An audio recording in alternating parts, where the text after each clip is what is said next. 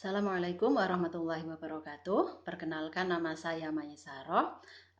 Bagi teman-teman yang ingin mencari referensi tentang KB serta pendapat-pendapat para ulama tentang hukum KB, nah di sini saya mau memberikan referensi buku yang berjudul KB di Mata Para Kiai. Nah, buku ini ditulis oleh Dr. Insinyur Kiai Haji Salahuddin Wahid, kemudian ada Dr. Kiai Haji Muhammad Khalil Nafis, dan juga Burhan Ali dari University of Freiburg.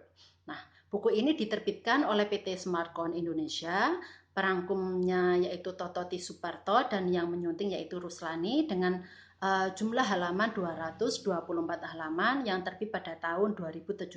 Nah, sedikit mengenai buku ini, yaitu KB di dalam buku ini secara prinsipil itu dapat diterima oleh Islam. Bahkan KB dengan maksud menciptakan keluarga yang sejahtera, yang berkualitas dan melahirkan keturunan yang tangguh, ini sangat sejalan dengan tujuan syariat Islam, yaitu bahwa mewujudkan kemaslahatan bagi umatnya. Nah, selain itu, KB juga memiliki sejumlah manfaat yang dapat mencegah timbulnya kemadharatan. Nah, bila dilihat dari ini, maka fungsi KB yang dapat melahirkan kemaslahatan dan mencegah kemadharatan ini maka tidak diragukan lagi kebolehannya KB dalam pandangan Islam. Nah, KB di Indonesia ini mempunyai istilah yang umum dipakai, yaitu seperti di dunia internasional, yakni family planning atau Planned Parenthood, seperti yang digunakan oleh IPPF yang berkedudukan di London. Nah, KB ini memiliki arti tindakan perencanaan pasangan suami istri untuk mendapatkan kelahiran yang diinginkan, mengatur interval kelahiran, dan menentukan jumlah sesuai dengan keadaan kemampuan sesuai serta dengan situasi masyarakat tertentu. Nah, pada dasarnya program keluarga berencana nasional ini tidak hanya berorientasi kepada masalah pengendalian pertumbuhan penduduk, tetapi sebagai upaya peningkatan taraf hidup dan kesejahteraan penduduk Indonesia. Nah, KB bukan hanya berkaitan dengan masalah demografi dan alasan-alasan klinis dan medis, akan tetapi juga mempunyai dimensi sosial budaya dan agama, khususnya perubahan sistem nilai dan norma dalam masyarakat. Nah, oleh karena itu perlu pendekatan politis, integratif, dan sosial masyarakat.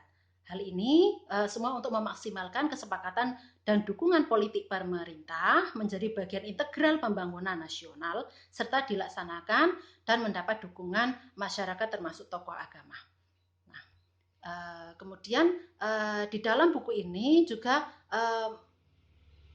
memberikan pendapat dari para ulama, yaitu para ulama yang membolehkan KB ini bersepakat bahwa yang dibolehkan itu menurut syariat adalah usaha pengaturan atau penjarangan kelahiran atau usaha pencegahan kehamilan yang sementara. Jadi atas dasar kesepakatan suami istri karena situasi dan kondisi tertentu untuk kepentingan atau maslahat keluarga. Nah, dengan demikian KB di sini itu mempunyai arti sama dengan tanzimun nasl atau pengaturan keturunan.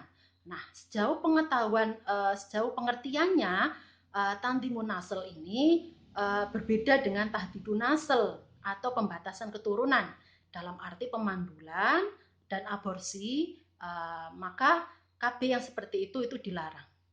Kemudian untuk meningkatkan kualitas generasi mendatang harus dilakukan melalui ikhtiar yang dilakukan oleh manusia.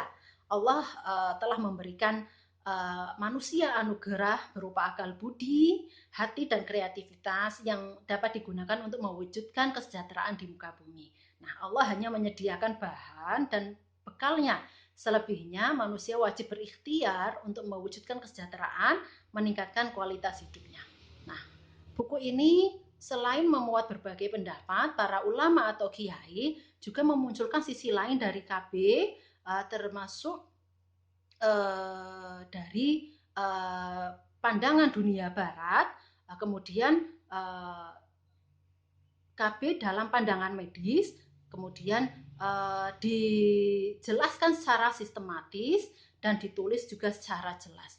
Nah, Sehingga menurut saya buku ini sangat direkomendasikan sekali untuk teman-teman yang ingin mencari referensi tentang keluarga berencana, karena di dalamnya memuat banyak pendapat para ulama, kemudian bukan hanya dari segi Al-Qur'annya saja, akan tetapi juga dari segi medis juga dipaparkan dalam hal tersebut.